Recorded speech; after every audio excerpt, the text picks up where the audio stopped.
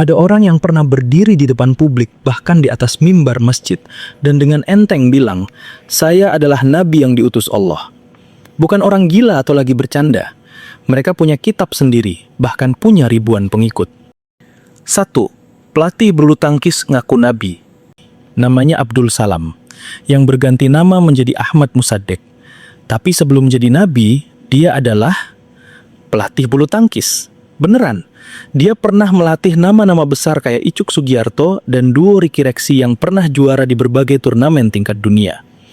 Nah, dari dunia olahraga, dia lalu masuk ke dunia agama. Dia sempat bergabung dengan NII atau Negara Islam Indonesia, tapi kemudian keluar dan mendirikan aliran sendiri bernama Al-Qiyadah Al-Islamiyah pada tahun 2006. Puncaknya di tahun 2006. Setelah bertapa selama 40 hari 40 malam di sebuah villa di kawasan Gunung Bunder Bogor, dia keluar dan mengumumkan bahwa dia adalah nabi baru dengan gelar Al-Masih Al-Mau'ud alias juru selamat yang dijanjikan. Dia bahkan mengubah kalimat syahadat yang tadinya nama Nabi Muhammad diganti dengan namanya sendiri. Bahkan sholat 5 waktu tidak diwajibkan dan puasa Ramadan tergantung keinginan. Yang mengejutkan, pengikutnya bukan ratusan, tapi puluhan ribu. Saat menyerahkan diri ke polisi pada Oktober 2007, Musaddiq mengaku punya 41.000 murid yang tersebar di 9 kota. MUI langsung mengeluarkan fatwa sesat. Desember 2007, dia bertobat di depan PBNU dan MUI. Tapi itu nggak menghentikan proses hukum. April 2008, Pengadilan Negeri Jakarta Selatan memvonisnya 4 tahun penjara atas penodaan agama. Tapi ceritanya belum selesai di situ. Setelah bebas, ajarannya berganti nama jadi Milah Abraham, lalu berganti lagi jadi Gerakan Fajar Nusantara atau Gavatar. Nama Gavatar ini sempat viral di 2016 saat seorang dokter hilang dan ditemukan di kamp Gavatar di Kalimantan. Musaddiq pun kembali berurusan dengan hukum. Di tahun 2017, dia divonis 5 tahun penjara untuk kasus makar dan penodaan agama. 1 orang 2 kali masuk penjara dengan kasus yang sama. 2. Kenabian yang diwariskan dari ayah ke anak.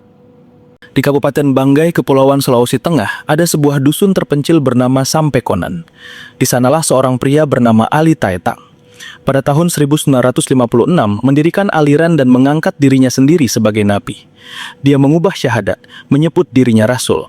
Setelah Ali Taetang meninggal, tongkat estafet kenabian itu diteruskan ke anaknya. Namanya Zikrullah. Usianya masih muda. Dia alumni Sekolah Tinggi Agama Islam Negeri di Kendari. Jadi ini bukan orang yang tidak punya latar belakang pendidikan agama ya. Pada 29 Agustus 2004, Zikrullah mengumumkan kenabiannya di atas mimbar Masjid Barokah, Dusun Sampekonan kepada semua orang dengan nama aliran Zikrullah Aulia Allah. Dia bilang dia bermimpi 3 kali bertemu ayahnya dan sang ayah memerintahkan dia untuk melanjutkan ajaran. Lalu dia membuat syahadat baru, bukan lagi nama Nabi Muhammad yang disebut, tapi namanya sendiri. Dia juga menetapkan Dusun Sampekonan sebagai tempat haji, pengganti Mekah. Jadi, pengikutnya berhaji di dusun itu, bukan di Arab Saudi. Waktu ditangkap pada Februari 2005, pengikutnya sudah mencapai ribuan orang. Polisi menjadikannya tersangka penodaan agama. 3. Dukun. Namanya Dedi Mulyana. Tapi dia lebih dikenal dengan sebutan Eyang Endet, asal Banten. Sehari-hari dia bekerja sebagai dukun atau paranormal, dan dari profesi inilah dia mengaku mendapat wangsit. Bukan lewat mimpi biasa atau pertapaan di gunung, tapi katanya lewat musyawarah dengan jin di laut. Selama 2 tahun, dia membangun komunitas pengikut, tapi ada syarat masuknya. Setiap orang yang mau jadi pengikutnya harus menyetor uang sebesar 5 juta rupiah. Zaman itu bukan jumlah yang kecil. Yang paling membuat kasus ini serius, dia berhasil menipu 30 perempuan untuk mengikuti ritual keagamaan yang ternyata berujung pada tindak. Ini bukan lagi soal keyakinan sesat, ini kejahatan yang dibungkus dengan jubah agama. Juni 2005, polisi akhirnya menangkap Eyang Endet di tempat persembunyiannya di Lampung. Kasusnya langsung masuk ranah pidana, bukan lagi sekedar penodaan agama, tapi tindak kejahatan serius. Kisah Eyang Endet ini adalah pengingat bahwa klaim kenabian kadang bukan soal keyakinan, tapi soal kontrol dan eksploitasi. 4. Guru sekolah dasar.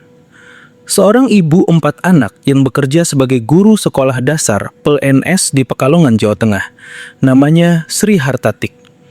Kisahnya dimulai dari penyakit. Sejak 2006, Sri menderita sakit keras. Selama sakit itulah dia mengaku mengalami pengalaman spiritual yang tidak biasa. Mengaku diajak keliling surga dan neraka dan bertemu malaikat Jibril yang memberikan wahyu secara bertahap selama 6 tahun kepadanya. Dia mulai menulis semua yang diterimanya itu ke dalam sebuah kitab. Kitab itu dia namai Alkitab Na'sum, setebal 350 halaman, dan dia buat sampai 4 jilid. Dia juga mengubah cara sholatnya. Kalau umat Islam Indonesia biasanya menghadap ke barat-barat daya menuju Mekah, Sri justru sholat menghadap ke timur, ke arah matahari terbit. Katanya, wahyu yang diterimanya memerintahkan demikian. Yang bikin menyebar adalah karena Sri juga berpraktik sebagai tabib atau pengobatan alternatif. Nah, kepada para pasiennya itulah dia membagikan salinan kitabnya. Dari situlah akhirnya tersebar dan dilaporkan ke polisi pada 2016. Tim gabungan pemerintah daerah bersama para tokoh agama untuk menangani kasusnya. Sri juga diperiksa oleh psikiater. Akhirnya, pada 10 Juni 2016, Sri Hartatik membacakan syahadat 3 kali di hadapan MUI dan Kapolres Pekalongan, menandatangani surat pernyataan bertobat, dan meminta maaf kepada seluruh umat Islam. Suaminya pun ikut melakukan hal yang sama. Setelah itu, kasusnya tidak dilanjutkan ke ranah pidana, karena dia tidak lagi menyebarkan ajarannya. 5. Ini paling parah sih. Pada 27 Agustus 2018, polisi mengamankan seorang pria bernama Hamdani, berusia 41 tahun, di rumahnya di Kelurahan Tagaraja, Kabupaten Inhil. Di lingkungannya, dia dipanggil guru, dan dia memang menempatkan dirinya sebagai pemimpin spiritual bagi murid-muridnya. Yang membuat kasusnya terungkap adalah ketika seorang warga memberikan informasi kepada Ketua Lembaga Adat Melayu Riau setempat bahwa ada seseorang yang memerintahkan murid-muridnya untuk menginjak, merobek, dan bahkan mengenyai Al-Quran. Lalu kejadian itu dilaporkan ke Ketua MUI Kecamatan Kateman. Kita bicara soal sesuatu yang dianggap paling sakral dalam Islam, diperintahkan untuk direndahkan dalam ritual oleh orang yang mengklaim sebagai pemimpin agama. Polres Inhil bergerak cepat dan langsung menetapkan Hamdani sebagai tersangka penistaan agama. Kasus Hamdani mengingatkan kita bahwa ajaran sesat tidak selalu muncul dengan deklarasi kenabian yang dramatis di atas mimbar. Kadang dia bersembunyi di balik kata guru, di sebuah daerah yang jauh dari sorotan media, sampai ada yang berani bicara. Dari kelima kasus ini, ada satu pola yang menarik untuk dicermati. Hampir semuanya memulai perjalanannya dari titik yang mirip, yaitu pengalaman spiritual yang intens, perasaan mendapat petunjuk khusus, lalu membangun kelompok pengikut. Ini bukan soal mempersoalkan keyakinan siapapun, tapi ini soal bagaimana klaim otoritas spiritual yang kalau tidak diimbangi dengan akal sehat dan pertanggungjawaban bisa berujung pada kerugian buat banyak orang.